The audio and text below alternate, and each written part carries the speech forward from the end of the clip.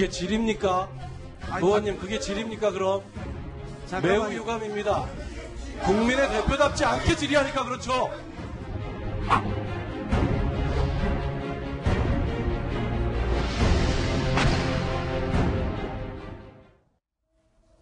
어제 청와대 국정감사에 임종석 청와대 비서실장이 출석했습니다. 그런데 처음 국감에 출석한 임 실장이 자유한국당 전희경 의원과 설전을 벌여서 시끄러웠습니다. 그 상황입니다. 주사파 전대협이 장악한 청와대 과연 그 청와대의 면면과 실력 같습니다. 청와대 구성이 전반적으로 저렇게 한 축으로 다 기울어져 있으면서 오늘 이 자리에서 말끝마다 트럼프 방안의 중요성 때문에 이런 말씀을 운운하시는 것이 저는 얼마나 이율배반적인가 싶습니다. 의원님 말씀 매우 유감입니다. 저는 전희경 의원님 말씀에 매우 모욕감을 느끼고 아주 강력한 유감의 뜻을 표합니다. 인생을 걸고 삶을 걸고 민주주의를 위해서 노력했습니다. 의원님께서 그렇게 말씀하실 정도로 부끄럽게 살지 않았습니다. 의원님들 그게 질입니까? 의원님, 그게 질입니까, 그럼? 잠깐만요. 매우 유감입니다. 국민의 대표답지 않게 질의하니까 그렇죠.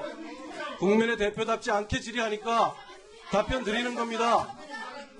무슨 말씀들을 그렇게 하시는 겁니까?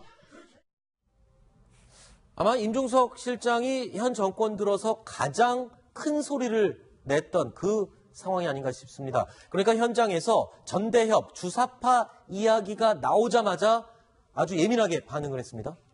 임종석 비서실장 같은 경우에는 다 알려져 있다시피 80년대 전대협 1기 의장이었습니다. 그런데 그 전대협이라는 것은 김일성 주체 사상을 받드는 그래서 그걸로 남한을 사회주의화 시키겠다. 이런 이런 80년대 후반에 운동을 주도했던 그런 그룹인데요.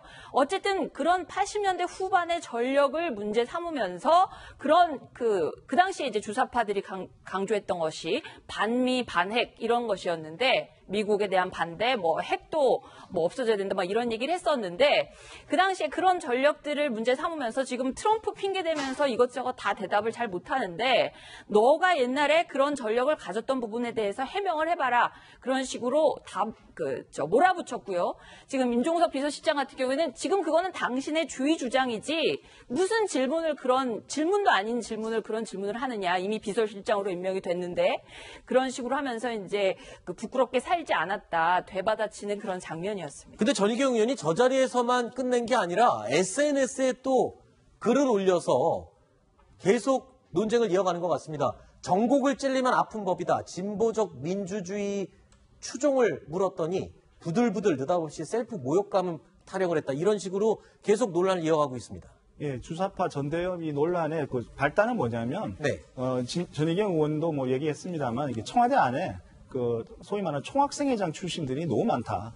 이거 여기서부터 시작되는 거거든요. 그래서 예컨대 직함을 생각하고 좀 말씀드리면 백원우, 한병도, 윤건영, 송인배, 유송화, 권혁기, 진성준, 여준성, 유행열, 등등 이런 비서관, 행정관, 요직을 차지하고 있는 이런 분들이 임종석 비서실장을 포함해서요, 다 총학생회장 출신이고, 거기에다가 그에 반해서 소위 좀 보수 성향의 그런 성향을 가진 사람은 청와대에 훨씬 더 못하는 이런 지금 상황이라서 너무 이념적으로 한쪽으로 이렇게 완전히 편향돼 있다. 이런 것이 이제 야당의 시각인 것 같습니다.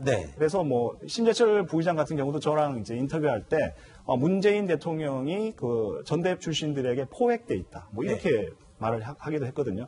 그것이 이제 전반적인 야당의 시각인데, 이번에 이제 임종석 실장이 이제 국회에 출석하게 됐으니까 임 실장에게 그것을 아마 정면으로 따지고 든 그런 것 같습니다. 그런데 임 실장으로서는 평소에 미스터 한박이라고 그러니까 웃기로 소문난 임 실장인데 어제는 굉장히 버럭했던 이유는 뭘까요? 왜 이렇게 예민하게 받는 거예요? 항상 이렇게 웃는 모습, 미소 띄는 얼굴로 이렇게 TV에 이렇게 비춰졌는데요. 어제 같은 경우에는 본인의 어떤 사회 활동의 출발이라고 할 수 있는 전대협 시절의 어떤 활동이라든지 이런 부분들을 너무 폄하한다. 그리고 자기가 이게 학생 운동을 하면서 가졌던 소신이라는 것은 원래 학생 운동을 했던 사람들은 다 그렇게 느끼고 있습니다. 네. 우리나라 한국의 민주화와 좀 서민 계층이라든지 노동자들을 위해서 나의 어떤 뭐 출세라든지 개인적인 역량이라든지 이런 것을 희생한다라는 그렇게 희생해왔다라는 그런 것에 대한 자부심이 굉장히 크거든요. 네. 근데 그 부분들을 이제 건드리니까 네. 예, 임 실장으로서 좀 약간 서운했던 게 아닌가 이런 생각이 알겠습니다. 자, 어제 청와대 국정감사에서는요, 조국 민정수석도 도마에 올랐습니다. 조국 민정수석의 불출석 문제를 두고 여야 의원들이 시끄러웠습니다. 조국 민정수석의 국감 불출석과 관련해서 유감을 표시합니다. 국회 무시를 넘어서 국회 멸시라고 생각합니다. 지난 9년간 우리는 단 한 차례도 민정수석을 국회에 부르지 못했었습니다. 내로남불 이야기 많이 합니다만 내로남불의 끝판은 바로 여기서 우리가 보고 있다고 생각이 듭니다. 과거의 관행을 핑계로 민정수석이 불참하는 것 이것 또한 과거의 적폐입니다. 자, 그러니까 7명이 낙마했다라는 인사검증 실패, 이 부분을 두고 지금 책임을 추궁하기 위해서 부르는 것이잖아요. 네. 그런데 어쨌든 조국 수석이 을지훈련 기간 때나 9월 8일 같은 경우에는 술을 동반한 어떤 저녁 자리가 있었는데 그런 자리에는 가면서 국민이 어떤 따져묻고 할 수 있는 국감장에 나오지 않는 것은 말이 안 되는 거 아니냐. 특히나 지금의 어떤 인사가 지금까지 꼬여있고 마침표를 찍지 못한데 가장 실무적인 책임자라고 할 수 있는 조 수석이 안 나오는 핑계치고는 나오지 않았는데 그런 술자리가 있는 만찬에는 가면서 이렇게 중차대한 부분을 답해야 되는 자리에 나오지 않는 것은 이거는 좀 맞지 않다. 야당 의원들의 질타가 이어졌습니다. 네. 자, 이 자리에서 강훈식 의원이 그런 내로남불 얘기를 했어요. 그러니까 여당 의원들 입장에서는 이 과거 우병우 전 수석을 언급하면서 단 한 번도 나오지 않았었으면서 지금 이제 와서 안 나온다고 뭐라고 하는 것 자체가 말이 되느냐 이런 식으로 또 따져 물었었죠. 예, 강훈식 의원의 그 주장은 일견 타당하다고 생각이 듭니다. 네. 왜냐하면 자유한국당도 그렇게 해놓고 이제 그렇죠. 와서 이제 정권이 바뀌었다고 요구를 하는 것은 맞지 않다. 네. 이런 얘기인데요. 그렇다면은 좀 다르게 생각하면 그렇다면 조국 수석하고 우병우 수석이 뭐가 다르냐 또 이런 또 얘기도 나올 수 있거든요. 네. 예, 우병우 수석 그렇게 적폐라고 하면서.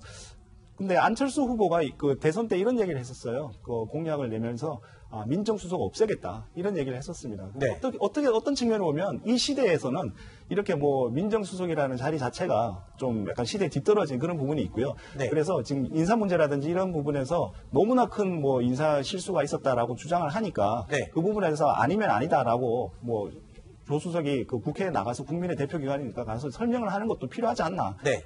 개인적으로 그렇게 좀 생각합니다. 알겠습니다. 자, 6번째 이야기까지 살펴봤습니다. 7번째 이야기가 준비되어 있네요. 저희가 오늘 8위로 꼽은 소식입니다. 확인해 보시죠.